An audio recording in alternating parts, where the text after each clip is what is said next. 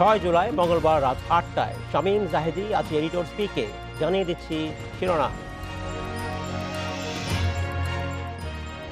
সরকারি মেডিকেল কলেজের ১২০০-র বেশি চিকিৎসককে নানা হাসপাতালে বদলি, করোনা মোকাবেলায় এই উদ্যোগ।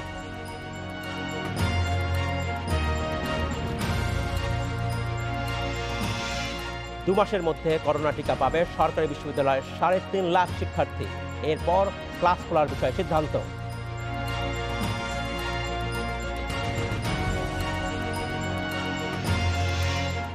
ছেলে হত্যায় বাবাকে মৃত্যুদণ্ড থেকে অব্যাহতি, প্রধান বিচারপতির যুক্তি, ফাঁসি দিলেই অপরাধমুক্ত হয় না সমাজ।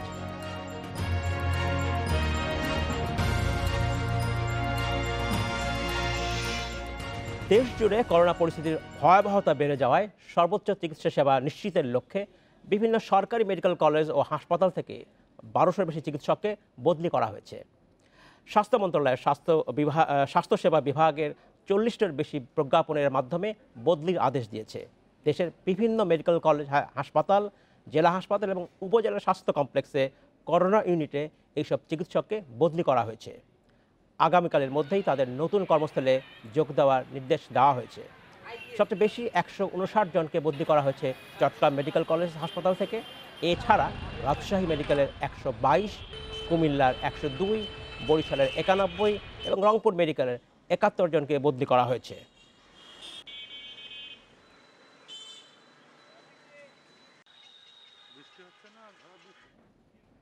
চট্টগ্রাম মেডিকেল কলেজ হাসপাতাল থেকে একদিনেই ১৫০-র বেশি চিকিৎসককে বদলির নির্দেশ দিয়েছে স্বাস্থ্য মন্ত্রণালয়।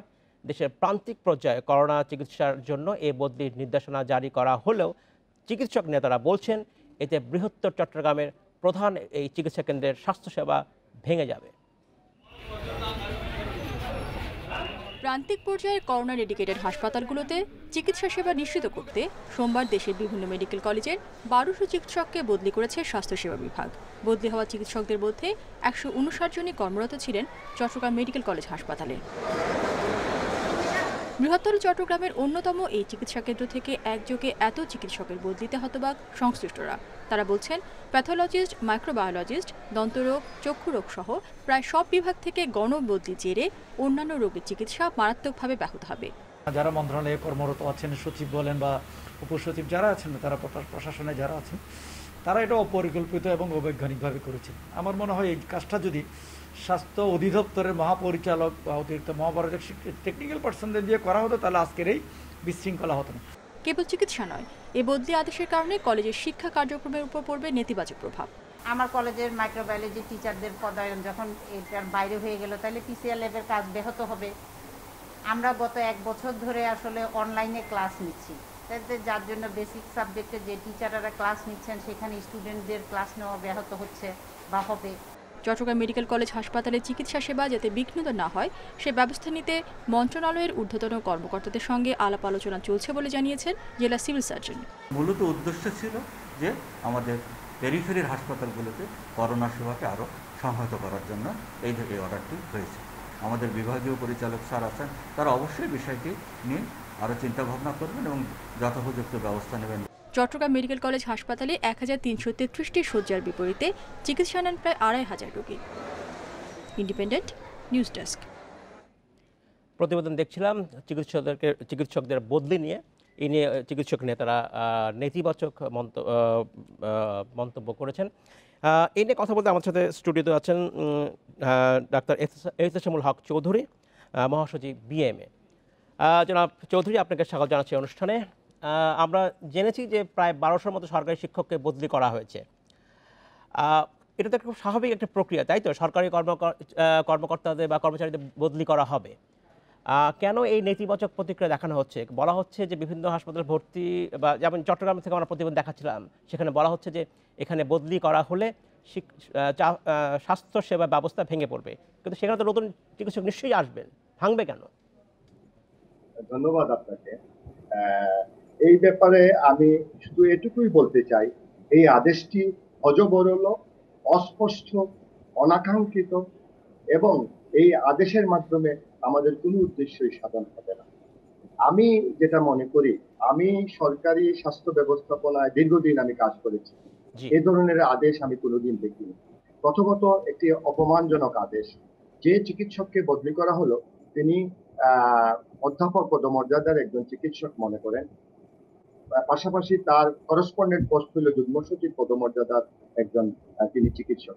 যুগ্ম সচিব পদমর্যাদার একজন চিকিৎসককে শুধুমাত্র তার নাম এবং কোড নম্বর দিয়ে পদায়ন করা হয়েছে, আজ পর্যন্ত তার নজির বাংলাদেশে নাই। অর্থাৎ আমি বলতে চাই সেখানে তার পদটি কনসিল করা হয়েছে যে কোনো অসৎ উদ্দেশ্য। তাকে কোথায় দেওয়া হচ্ছে সেই জিনিসটা যদি কেউ জেনে ফেলে যে একজন অধ্যাপককে একটি উপজেলায় পদায়ন করা হয়েছে, তাহলে জিনিসটা হাস্যস্কর হয়ে যায়। সেই হাস্যস্কর না হওয়ার জন্য এটা করা হয়েছে। আপনার উদ্দেশ্য কি? আপনি চার্টার্ড অফ ডিউটিজ আপনাকে জানতে হবে। একজন মাইক্রোবায়োলজির প্রফেসর, তার কাজ হইলো আমার আরটিপিসিআর ল্যাব কুমিল্লা মেডিকেল কলেজে সে দেখাশোনা করছে, চিটাগাং মেডিকেল কলেজে দেখাশোনা করছে। তাকে করোনা চিকিৎসার জন্য আপনি দিয়ে দিলেন আরেকটি ডিস্ট্রিক্ট হসপিটাল। তাহলে কি আপনি চান আরটিপিসিআর ল্যাব বন্ধ থাকুক? আপনি কি উদ্দেশ্যে আপনি সেটা করছেন? তাহলে কি সরকারি হাসপাতালে যারা ডাক্তার আছেন তাদেরকে বদলি করা হবে না, বা যারা প্রফেসর আছেন, শিক্ষক আছেন, তাদের বদলি হতেই হবে? আপনি আপনি আপনি বিষয়টা আপনার কাছে অস্পষ্ট। প্রফেসররা কোথায় পোস্টিং হবেন সেটা জানতে হবে আগে। প্রফেসররা পোস্টিং হবে আরেকটা প্রফেসরের জায়গায়। প্রফেসর পোস্টিং হবে না একটা তার নিচের একটা পদে সে পোস্টিং হবে। সেটা কাম্য নিশ্চয়ই নয়। আপনি সেটাই বলছি আমি। আপনি ওই জিনিসগুলো আপনারা আসলে আগে ধারণ করেন, তারপরে মন্তব্য করাটাই আমার মনে হয় শ্রেয় হবে। আমি ধারণ করি, আমি বুঝি, চার্টার্ড অফ ডিউটিজ আমি বুঝি, এই জন্যই আমি বক্তব্য রাখছি। আপনি চিটাগাং মেডিকেল কলেজে নিউরোসার্জনকে আপনি বদলি করে দিলেন। চিটাগাং মেডিকেল কলেজ কি কোনো নিউরোসার্জারি অপারেশন হবে না? আপনারা কি চান না সেখানে নিউরোসার্জারি অপারেশন বন্ধ করে দাও? বাংলাদেশের প্রত্যেকটা মেডিকেল কলেজের হাসপাতালের প্রিন্সিপাল এবং চিকিৎসকরা আতঙ্কগ্রস্ত হয়ে গেছেন যে তাদের সেই চিকিৎসা কিভাবে তারা কন্টিনিউ করবেন। করোনা রোগী আছে। জনাব চৌধুরী, আপনি বলছিলেন যাকে বদলি করার কথা চট্টগ্রাম নিউরোসায়েন্স বিভাগ থেকে, তাহলে তাকে কোথায় বদলি করা উচিত, বা ওইখানে কাকে আনা উচিত? এই বিষয়গুলো সেই জায়গায় আরেকজন নিউরোসার্জনকে আনতে হবে। আচ্ছা, সেটা হয় নাই। মৃত চিকিৎসককে বদলি করা হয়েছে, রিটায়ার্ড প্রফেসরকে বদলি করা হয়েছে। এটা একটা ভৌতিক আদেশ। এই ধরনের আদেশ আমরা কোনোদিন দেখি নাই। এটা আপনি শুনেন, আপনি করোনা চিকিৎসায় আপনি মনোযোগী হয়েছেন, খুব ভালো কথা। বিগত 18 মাস থেকে চিকিৎসকরা নীরবে কাজ করে যাচ্ছে। আরো কাজ দেন, আরো কাজ করবেন, কিন্তু কাজটা দিতে হবে ডিসিপ্লিন ওয়েতে, সিস্টেমেটিক। যার যে কাজ তাকেই সেই কাজ দিতে হবে। আপনি মাইক্রোবায়োলজি ল্যাবের প্রফেসরকে আপনি কুমিল্লা মেডিকেল কলেজে বদলি করে দিলেন করোনা চিকিৎসাকে, তাহলে মাইক্রোবায়োলজি ল্যাবটা দেখাশোনা করবেন কে? একজন মেডিসিনের প্রফেসর, গাইনিক প্রফেসর? এটা তারাই বলবে যারা চার্টার্ড অফ ডিউটিস জানে না। যে মন্ত্রণালয়, আমি এখন সন্দিহান, মন্ত্রণালয় যারা এই বদলির আদেশে দস্তখত করেছেন তারা চিকিৎসকদের চার্টার্ড অফ ডিউটি জানেন না। জনাব চৌধুরী, আমি আপনার দৃষ্টি আকর্ষণ করছি, যে প্রজ্ঞাপন দেওয়া হয়েছে সেই প্রজ্ঞাপনে বলা হয়েছে যে কোভিড-19 অতিমারী মোকাবেলা এবং জনসেবা নিশ্চিত করার লক্ষ্যে পরবর্তী নির্দেশ না দেওয়া পর্যন্ত নিম্নলিখিত স্বাস্থ্য বিশেষ কর্মকর্তাদের সংযুক্তি পদায়ন করা হয়। এই যে মূল উদ্দেশ্য আমরা বুঝতে পারছি যে করোনা মোকাবেলায় তাহলে আপনি নিউরোসার্জন দিয়ে করোনা মোকাবেলা করবেন? আপনি নিউরোসার্জন দিয়ে করোনা মোকাবেলা করবেন না নিউরোসার্জারি করবেন? আপনি মাইক্রোবায়োলজি ল্যাবের প্রফেসরকে বদলি করে দিয়ে করোনা মোকাবেলা করবেন না মাইক্রোবায়োলজি ল্যাবে প্রফেসরকে রেখে করোনা মোকাবেলা করবেন? আপনি তো রিভার্স রাস্তায়, আপনি উল্টো পথে হাঁটছেন। তো আর আপনি কি শুধু করোনা মোকাবেলা করবেন? বাংলাদেশের অন্যান্য যে হাজার হাজার রোগীরা আছে তাদেরকে ক্যান্সার মোকাবেলা করবেন না? সুতরাং এটা একটা হযবরল আদেশ। এই বিষয়ে কি আপনারা ঊর্ধ্বতন কর্তৃপক্ষের সাথে আলাপ করেছেন বা জানিয়েছেন আপনারা? আমরা এখনো আলাপ করি নাই। আমরা বিচ্ছিন্নভাবে আলাপ আলোচনা করছি, আমরা সিচুয়েশন অবজার্ভ করছি, চিকিৎসকরা কি বলেন, সংশ্লিষ্ট অধ্যক্ষরা কি বলেন। আমরা আগামীকাল বাংলাদেশ মেডিকেল অ্যাসোসিয়েশন জরুরি সভা আমরা দেখছি। আগামীকাল সন্ধ্যা 7টায় আমরা বাংলাদেশ মেডিকেল অ্যাসোসিয়েশন এটাকে এজেন্ডা করে আমরা জরুরি সভা করব। আমাদের মনে হচ্ছে সরকারকে বিব্রত করার জন্য, করোনা চিকিৎসাকে ব্যাহত করার জন্য দুরভিসন্ধিমূলকভাবে এই কাজটি করা হচ্ছে। ধন্যবাদ জনাব চৌধুরী। ধানমন্ডি থেকে আমাদের সাথে যোগ দিচ্ছেন স্বাস্থ্য অধিদপ্তরের সাবেক পরিচালক ডক্টর জাকির হোসাইন। ডক্টর জাকির হোসেন, আপনাকে স্বাগত জানাচ্ছি। আমরা কথা বলছিলাম চিকিৎসকদের বদলির বিষয়ে। প্রায় 1200 সরকারি মেডিকেলের চিকিৎসককে বদলি করা হয়েছে এবং এর ব্যাপারে চিকিৎসকরা নেতিবাচক মনোভাব দেখাচ্ছেন, তারা বলছেন এটা ঠিক হয়নি। আপনার কি মনে হয় বদলি কি যে প্রক্রিয়া হয়, এটা কি সঠিক প্রক্রিয়া বদলি হয়নি? আসলে আমি জানি না, হয়তো উদ্দেশ্য মহৎ ছিল, কিন্তু যে পদ্ধতিতে এবং যে প্রক্রিয়ায় যে বদলির যে নির্দেশনা দেওয়া হয়েছে সেটা আসলে খুব উন্নত ভাবে করা হয়নি, সঠিকভাবে করা হয়নি। ডক্টর এহতেশাম যেটা বলছিলেন তার সাথে আমি আরেকটু যোগ করব যে যখন কোনো এই ধরনের নির্দেশনা দেওয়া হয় তখন যাকে নির্দেশনা দেওয়া হলো তার পদবি অবশ্যই উল্লেখ করতে হয়, এবং তিনি যেখানে যাবেন সেখানে অন্তত আমাদের সময় 7 দিন অন্তত সময় দেওয়া হতো। এখন বলতে পারেন যে প্রতিবেশী জেলায় তাকে বদলি করা হয়েছে, তারপরেও তিনি যেখানে এখন আছেন সেখান থেকে যাবেন তার একটা প্রস্তুতি আছে, যেখানে যোগদান করবেন সেখানে একটা প্রস্তুতির ব্যাপার আছে, সেখানে থাকার ব্যবস্থা করতে হবে, খাওয়ার ব্যবস্থা করতে হবে, সেখানে যিনি কর্ণধার আছেন তার কাছে যোগ দিতে হবে। অনেক জায়গায় কর্ণধার যিনি যোগ দেবেন তার চেয়ে 2-3 ধাপ নিচের কর্মকর্তা, তো তিনি তো ব্যতিব্যস্ত হয়ে যাবেন তাকে তার ব্যবস্থা করার জন্য।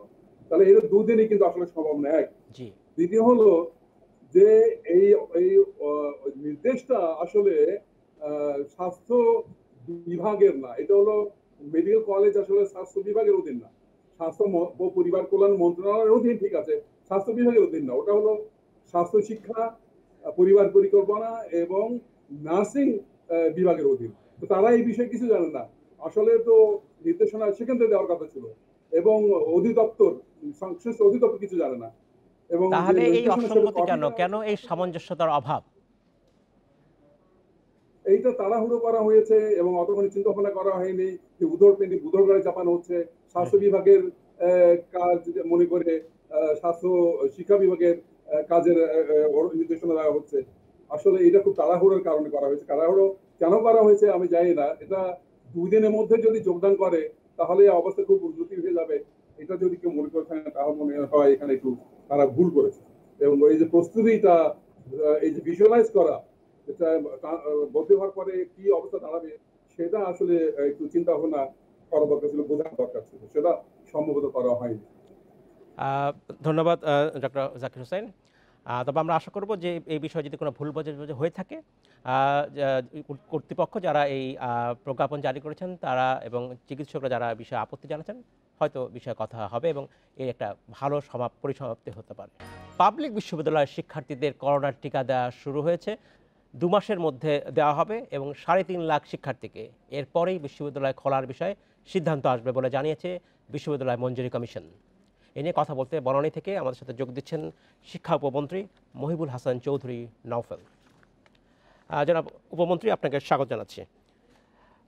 আমরা প্রতিবেদন দেখেছি, সেখানে বলা হচ্ছে যে পাবলিক বিশ্ববিদ্যালয় করোনা শিক্ষার্থীদের টিকা দেওয়ার ব্যাপারে একটি উদ্যোগ নেওয়া হচ্ছে এবং যেখানে প্রায় 3.5 লাখ শিক্ষার্থীকে টিকা দেওয়া হবে। এরপরে হয়তো ক্লাস শুরুর ব্যাপারে সিদ্ধান্ত নেওয়া হবে। এর বাইরেও বেসরকারি বিশ্ববিদ্যালয়ের ছাত্রছাত্রীর সংখ্যা প্রায় 3 লাখের মতো। এছাড়া জাতীয় বিশ্ববিদ্যালয়ে এবং উন্মুক্ত বিশ্ববিদ্যালয়ে রয়েছে প্রায় 30 লাখ ছাত্রছাত্রী। এই বিষয়ে কি আপনারা এখন ভাবছেন না? দেখুন, আপনাকে ধন্যবাদ। আসলে আমাদের এখানে প্রায়োরিটাইজ করতে হবে অবশ্যই যে আমাদের সবচেয়ে বেশি সংক্রমণ ঝুঁকিতে যারা থাকবেন তাদেরকে সর্বাগ্রে বিবেচনায় নেওয়ার জন্য আমাদের মাননীয় প্রধানমন্ত্রী বঙ্গবন্ধু সুযোগ্য কন্যা জননেত্রী শেখ হাসিনা সেভাবে নির্দেশনা দিয়েছেন।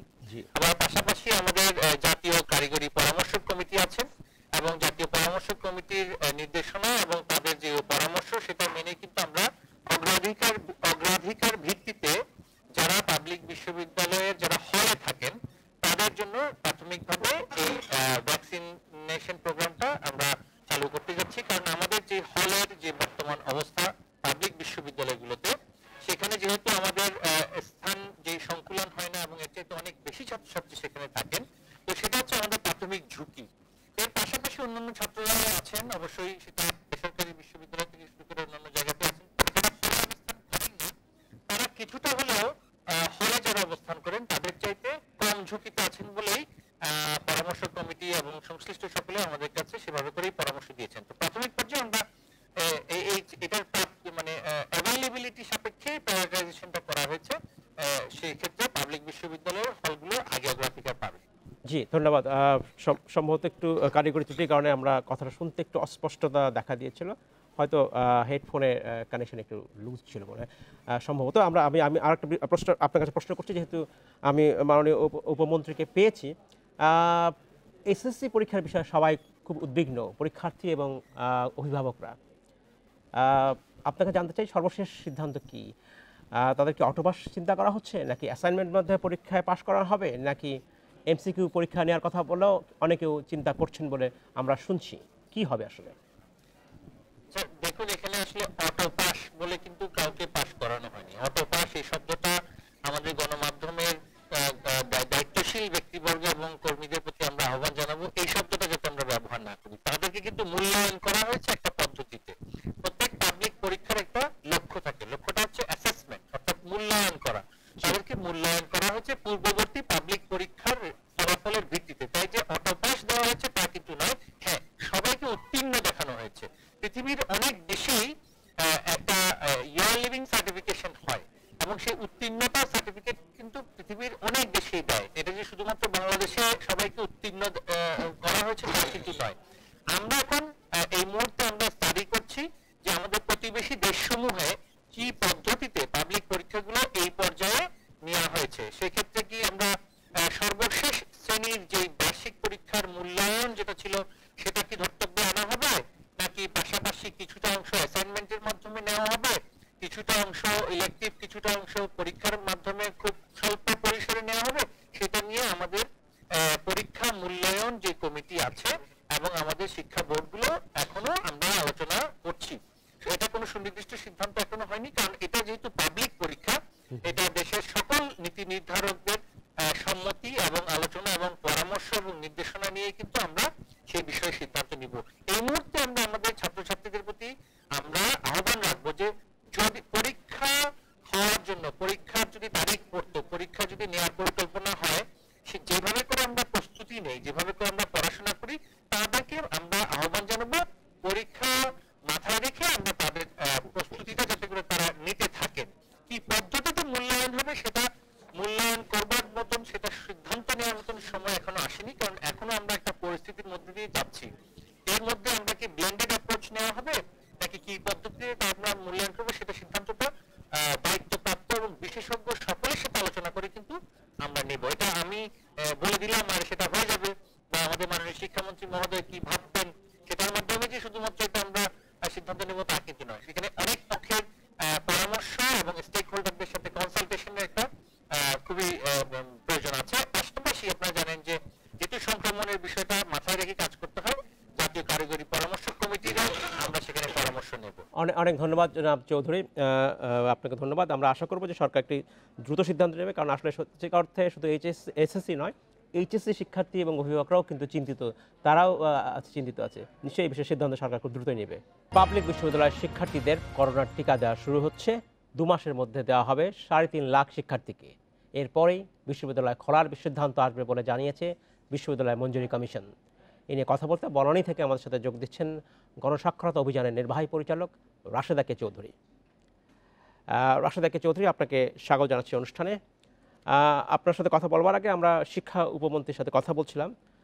আমি তাকে প্রশ্ন রেখেছিলাম যে আসলে শুধুমাত্র শুরু হচ্ছে সরকারি বিশ্ববিদ্যালয়ে ছাত্রছাত্রীদের দিয়ে এই টিকা ব্যবস্থা, বাকিটা মানে বেসরকারি শিক্ষক ছাত্রছাত্রী এবং যারা অন্যান্য বিশ্ববিদ্যালয় আছে তাদেরকে কবে হবে? উনি অবশ্য বলেছেন যে একটু প্রায়োরিটি বেসিসে হচ্ছে। কিন্তু আমার প্রশ্ন হচ্ছে আপনার কাছে যে শিক্ষা ব্যবস্থা সবচেয়ে বেশি ক্ষতিগ্রস্ত হচ্ছে এই করোনার সময়ে, সবচেয়ে বেশি স্কুল কলেজ সব বন্ধ, সকল বিশ্ববিদ্যালয় বন্ধ। এইখানে আসলে সরকারকে আরেকটু বেশি নজর দেওয়া উচিত কিনা? আমি যদি বলি টিকাদানের ক্ষেত্রে শুধু ছাত্রছাত্রী নয়, শিক্ষকদের দ্রুত এই কর্মসূচির অধীনে আনা উচিত। অনেক ধন্যবাদ, খুবই সংগত প্রশ্ন। কারণ শিক্ষা প্রতিষ্ঠান আমাদের তো একসময় না একসময় খুলতেই হবে। যে ক্ষতি হচ্ছে দীর্ঘ 1.5 বছর ধরে প্রায় বন্ধ আছে, পুরো শিক্ষা কার্যক্রম সর্বত্র বন্ধ। প্রাথমিক থেকে উচ্চ শিক্ষা পর্যন্ত আমাদের দেশে প্রায় 4 কোটির মতো শিক্ষার্থী আছে, সব ধরনের শিক্ষা প্রতিষ্ঠান, এখানে বেসরকারি সরকারি সব। 4 কোটি শিক্ষার্থী মানে জনগোষ্ঠীর প্রায় 1/4। তাদের শিক্ষা জীবন স্থবির হয়ে আছে। কাজেই এই টিকা দেওয়ার বিষয়টি অত্যন্ত জরুরি বিবেচনা করা। তারা সঙ্গতভাবে যেহেতু বিশ্ববিদ্যালয়ের শিক্ষার্থীরা অনেক পিছিয়ে যাচ্ছে তাদের কথা চিন্তা করে এবং হলে থাকার কথা চিন্তা করে এটা করেছেন, সরকার সিদ্ধান্ত নিয়েছেন। সাধুবাদ জানাই, দ্রুত সিদ্ধান্ত এবং আরো অনেকের জন্য করতে পারলে ভালো হয়। আমাদের দেশে এমনিতে একটা বৈষম্য আছে শিক্ষা ব্যবস্থার মধ্যে, সরকারি বেসরকারি, এবং সেখানে বেসরকারিরা তাহলে কি করবে, 1 নম্বর। 2 নম্বর, প্রাক প্রাথমিক থেকে উচ্চ শিক্ষা সর্বত্র সব পর্যায়ে সরকারি হিসাব অনুযায়ী প্রায় 13 লক্ষ শিক্ষক যুক্ত আছে। এই শিক্ষকরা তো অনেক বেশি ঝুঁকিপূর্ণ অবস্থার মধ্যে আছেন। তারা কি করে শিক্ষা প্রতিষ্ঠানে ফেরত যাবেন? শিক্ষার্থীদের নিয়ে গেলাম, শিক্ষা প্রতিষ্ঠান খুললাম, কিন্তু শিক্ষকদের যদি আমরা টিকাদানের নিশ্চয়তা না দিতে পারি তাহলে কিন্তু শিক্ষা প্রতিষ্ঠান খোলাটা সেটা অনেক বেশি ঝুঁকিপূর্ণ হবে এবং শিক্ষকদের জন্য। আমি শিক্ষার্থীদেরকে অবশ্যই অগ্রাধিকারের তালিকায় আনতে বলবো, কিন্তু শিক্ষকদেরও আনতে হবে অগ্রাধিকার তালিকায়, এবং সেখানে কিন্তু আমরা এখন পর্যন্ত তেমন কিছু দেখতে পাচ্ছি না। আশা করি যে এই যে করোনা অতিমারি এখন এন্ডেমিকই বলা হচ্ছে, এই অর্থে যে এটা হয়তো থেকেই যাবে, সেক্ষেত্রে ভবিষ্যতের দিকে যদি চিন্তা করতে হয়, শিক্ষা ব্যবস্থা তো একটা পরিবর্তন আনা দরকার। প্রযুক্তির ব্যবহার কতটা বাড়ানো যায় সেই বিষয়গুলো কি সরকারকে এখনই ভাবা উচিত কিনা, যাতে ভবিষ্যতে এই জাতীয় কোনো মহামারী বা অতিমারি যদি দেখা দেয় সেই কারণে। দেখুন, সরকার কিন্তু 2020 সালের নভেম্বর ডিসেম্বরে একটি পুনরুদ্ধার প্রস্তুতি পরিকল্পনা করেছিলেন, কিন্তু এটা একটি স্বল্প মেয়াদী চিন্তা মাথায় রেখে এটিকে পরিবর্তন পরিমার্জন করে এই পুনরুদ্ধার প্রস্তুতি পরিকল্পনাকে দীর্ঘমেয়াদী চিন্তা ভাবনার মধ্যে নিয়ে আসা উচিত। যেটা আপনি বললেন যে দীর্ঘমেয়াদী চিন্তা করতে গেলে আমাদের কি কি করা দরকার, এটা তো আজকে তো দেখলাম যে ব্রিটিশ প্রধানমন্ত্রীও বলেছেন এই করোনার সঙ্গে আমাদের বসবাস করতে হবে দীর্ঘদিন। যদি তাই হয় যে শিক্ষা ব্যবস্থা এত বিপর্যয়ের মধ্যে, তার জন্য নানা ধরনের বিকল্প ভাবা অবশ্যই প্রয়োজন। বিকল্পের মধ্যে যে কথাটা উপমন্ত্রী মহোদয় আজকে বলেছেন আপনাদের চ্যানেলে, যে একটা ব্লেন্ডেড অ্যাপ্রোচে যাওয়া, মানে অফলাইন অনলাইন দুটোর ব্যবস্থা। যারা সচ্ছল পরিবারের তারা হয়তো অনলাইনে যুক্ত হতে পারে। অনেক ধন্যবাদ রাশেদা কে চৌধুরী আমার সাথে যোগ দেওয়ার জন্য। আমরা আশা করব যে এই করোনা পরিস্থিতিতে শিক্ষা ব্যবস্থার দিকে সরকার আরেকটু নজর দেবে এবং যাতে সকল শিক্ষার্থী এই তারা করোনা ভাইরাসের মোকাবেলায় যুক্ত হতে পারে এবং তারা লেখাপড়া শুরু করতে পারে। অনেক ধন্যবাদ। স্বাগত আরেকবার এডিটর স্পিকে। বিচারের সাজা বা ফাঁসি দিলেই সমাজকে অপরাধ থেকে রক্ষা করা যায় না। সকালে সন্তান হত্যার দায়ে মৃত্যুদণ্ডের রায়ের বিরুদ্ধে করা এক ব্যক্তির আপিলের শুনানিতে এ মন্তব্য করেন প্রধান বিচারপতি সৈয়দ মাহমুদ হোসাইন। পরে আদালতে জামিন আসামি জসিমকে সাজা কমিয়ে 10 বছরের কারাদণ্ড দেন। এ নিয়ে কথা বলতে ধানমন্ডি থেকে আমাদের সাথে যোগ দিচ্ছেন অতিরিক্ত অ্যাটর্নি জেনারেল মেহেদী হাসান চৌধুরী। জনাব চৌধুরী, আপনাকে স্বাগত জানাচ্ছি। আমরা একটি সংবাদ দেখেছি যেখানে প্রধান বিচারপতি খুব গুরুত্বপূর্ণ একটি মন্তব্য করেছেন, যেটি বলছেন যে একজন অপরাধীকে ফাঁসি দিলেই এই সমাজ থেকে অপরাধ দূর হবে না। ঠিক যে প্রেক্ষিতে উনি বলেছেন সে বিষয়ে আসলে আরেকটু বিস্তারিত জানতে চাই আপনার কাছে। আসলে আমাদের মাননীয় প্রধান বিচারপতি বলতে চেয়েছেন যে যে কোনো অফেন্সের ক্ষেত্রে যদি আপনি হাইস্ট পানিশমেন্ট দেন, দিলেই যে ওই পার্টিকুলার অফেন্সটা কমবে তা একবারে হার্ড অ্যান্ড ফাস্ট রুল অনুযায়ী আমরা আসলে বলতে পারি না। এটা আসলে নির্ভর করে প্রতিটা ফ্যাক্টস এন্ড সার্কামস্ট্যান্সেসের উপর। এবং ওনারা এখানে জেল আপিল শোনাকালীন ওনারা বলেছেন যে দেখা যাচ্ছে যে আমাদের বাংলাদেশে কিন্তু যেসব ক্যাপিটাল পানিশমেন্ট গুলো দেওয়া হচ্ছে, আমাদের এখানে ক্যাপিটাল পানিশমেন্ট দেওয়ার রেশিও কিন্তু ইন্ডিয়ার থেকে বেশি ফাঁসি। এবং ওনারা এটা বলতে চেয়েছেন যে ফাঁসি তো দেওয়া হচ্ছে কিন্তু এই ধরনের অফেন্স কিন্তু কমছে না। কারণ সেন্টেন্সিং পলিসির একটাই জেনারেল প্রিন্সিপাল ছিল যে এমন কোন শাস্তি দেওয়া যাতে সমাজের বাকিরা যাতে এই শাস্তিটা দেখে ওরা যাতে একটু অ্যালার্ম হয় যে না এই ধরনের কাজ করলে এই ধরনের শাস্তি পেতে হবে। সেই প্রসঙ্গে মাননীয় প্রধান বিচারপতি বলেছেন যে যে অনেক তো ফাঁসি দেওয়া হচ্ছে কিন্তু ওয়াইফ কিলিং বা এই জাতীয় কোনো অফেন্স কিন্তু বাংলাদেশে কিন্তু কমছে না। একটা পার্টিকুলার অ্যাসপেক্ট কথা বলতে আমি আরেকটা বিষয় আপনার দৃষ্টি আকর্ষণ করছি যে আসলে কি এমনই হওয়া উচিত কিনা যে পৃথিবীর উন্নত দেশে যেসব দেশে গণতন্ত্র অনুশীলন করা হয় আস্তে আস্তে কিন্তু ক্যাপিটাল পানিশমেন্ট বা মৃত্যুদণ্ড উঠে যাচ্ছে, বাংলাদেশে উঠে যাওয়া উচিত কিনা? এটা আসলে পার্লামেন্টের এখতিয়ারধীন বিষয়। নিশ্চয়ই নিশ্চয়ই। আমাদের পার্লামেন্টে যতদিন যাবত আমাদের এই আইন বলবৎ থাকবে, আমাদের প্যানেল কোড এবং সিআরপিসি অনুযায়ী এখানে আমাদের ক্যাপিটাল পানিশমেন্ট এখানে আমাদের ফলো করতে হবে, বিকজ কোর্ট কিন্তু বা অন্য কোনো অর্গানাইজেশন পার্লামেন্ট দ্বারা যে আইন আছে শুধু এটা এখানে ইন্টারপ্রেট করে অ্যাপ্লাই করা হয়। পার্লামেন্ট যতদিন আইন চেঞ্জ না করবে ততদিন কিন্তু কারো কিছু এখানে বলার নেই। কিন্তু আমি এই জন্যই কথাটা বললাম যে কিছুদিন আগে এই 2020 সালে ধর্ষণ এবং হত্যা মামলায় মূলত ধর্ষণের মামলায় এক ধরনের গণদাবির প্রেক্ষিতে মৃত্যুদণ্ড ব্যবস্থা করা হয়েছে, আইনে সংযুক্ত করা হয়েছে। এরপরেও আসলে কিন্তু সেই অর্থে অপরাধ কিন্তু কমেনি। অপরাধ আসলে কমাতে হলে কোন দিকে আসলে নজর দেওয়া উচিত, কীভাবে আসলে নজর দেওয়া উচিত যাতে অপরাধ কমে যায়? এটাকে শুধুই কি যথার্থ বিচার ব্যবস্থা আরও উন্নত করার প্রয়োজন রয়েছে কিনা? আসলে না, বিচার ব্যবস্থার সাথে এখানে অপরাধের সংগঠনের সম্পৃক্ততা নেই।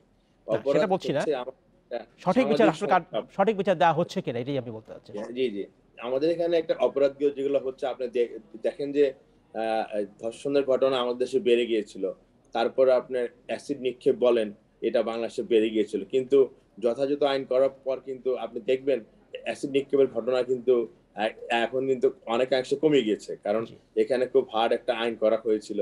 এবং সো আইন কিন্তু করা হচ্ছে যাতে এই ধরনের অপরাধ করার সময় একটা ওয়ার্নিং পায় যে হ্যাঁ, যদি আমি এই ধরনের অপরাধ করি আমি সহজে জামিন পাবো না বা আমার শাস্তি হওয়ার সম্ভাবনা বেশি থাকবে। সুতরাং এখানে বিচার ব্যবস্থা শুধু ইনভলভ না, এখানে মেনলি এটা সামাজিকভাবে আমাদেরকে কিন্তু এই জিনিসটা দেখতে হবে অপরাধ কেন বাড়ছে। আরেকটি বিষয় এসছে, সেটা হচ্ছে ভারতে বলা হচ্ছে যে ভারতে 2019 সালে 121টি মৃত্যুদণ্ড দেওয়া হয়েছে, যেখানে বাংলাদেশে দেওয়া হয়েছে 327টি, অর্থাৎ বাংলাদেশে মৃত্যুদণ্ড দেওয়ার হারটা অনেক বেশি। এটা কারণ কি? এটা কারণ হতে পারে কোন কেসে মৃত্যুদণ্ড হবে কি হবে না এটা পার্টিকুলার কেসের স্পেসিফিক ফ্যাক্টরের উপর নির্ভর করে। হ্যাঁ নিশ্চয়ই, ভারতে ওই ফ্যাক্টগুলোতে হয়তো যে ফাঁসি দেওয়ার জন্য যথার্থ ইনগ্রিডিয়েন্ট ছিল না বলে কোর্ট মনে করেছেন, আমাদের কোর্ট হয়তো মনে করেছেন যে এখানে ছিল। তারপরেও তো জাজ কোর্টটা আমাদের শেষ কোর্ট না, আমাদের ডেথ রেফারেন্সের জন্য হাইকোর্টে আসতে হয়, তারপর অ্যাপিলেট ডিভিশন আছে। তাহলে যদি এখানে কোনো ধরনের কিছু হয়ে থাকে তার জন্য কিন্তু আমাদের হাইকোর্ট এবং অ্যাপিলেট ডিভিশনে অবশ্যই ওই ধরনের কোনো ধরনের কোনো ত্রুটি থাকলে তা এই ডেথ রেফারেন্স গুলোতে কিন্তু এগুলো কারেক্টেড হয়ে যাবে। বলা হয়ে থাকে 100 জন অপরাধীও যদি ছাড়া পেয়ে যায় কোনো সমস্যা নাই, কিন্তু একজন নিরাপদ ব্যক্তিও যেন শাস্তি না পায়। ক্যাপিটাল পানিশমেন্ট বন্ধ করবার জন্য এটাই কিন্তু একটা বড় যুক্তি দেখানো হয়ে থাকে। এই বিষয়ে আপনার কি মনে হয়? এখন এটা তো আপনার যে আপনার ল অফ এভিডেন্স অনুযায়ী বলা আছে everybody should presume to be innocent until is contradicted proof. জি, আমাদের এখানে হয়তো ক্যাপিটাল পানিশমেন্টটা আমাদের পার্লামেন্ট থেকে অনেক আগে ব্রিটিশ আমল থেকে এটা চলে আসছে, এবং ক্যাপিটাল পানিশমেন্টটা আসলে আপনার যতদিন পর্যন্ত আপনার সোশ্যালি আমরা ততটুকু ইমপ্রুভ করতে না পারবো, কারণ আপনি দেখবেন কিছুদিন আগে ছিল ওয়াইফ কিলিং, তারপর এই যে রিসেন্টলি শুরু হয়েছে, আপনি গত 2 দিন আগে দেখছেন একটা মেয়ে তার মা ছোট বোন খালাকে মেরে ফেলেছে, বাবাকেও মেরে ফেলেছে। তাহলে কিন্তু এই ধরনের অফেন্সের জন্য যদি কোনো এক্সাম্পলারি সেন্টেন্স না থাকে তাহলে কিন্তু ল এন্ড অর্ডার রাখাটা কিন্তু মুশকিল হয়ে যাবে। জনাব চৌধুরী, আপনাকে ধন্যবাদ। আমাদের শেষ করতে হবে। আমরা আশা করব যে সত্যিকার অর্থেই যখন যে কথাগুলো বলা হচ্ছে যে শুধুমাত্র অপরাধীকে শাস্তি দিলেই কিন্তু অপরাধ সমাজ থেকে দূর হবে না, এর জন্য অনেক সামাজিক এক ধরনের সচেতনতার প্রয়োজন, সামাজিক আন্দোলনের প্রয়োজন। অনেক ধন্যবাদ জনাব চৌধুরী। আজকে শেষ করতে হচ্ছে এইটর স্পিকে। আমাদের সাথেই থাকবেন, দেখা হবে আবারও।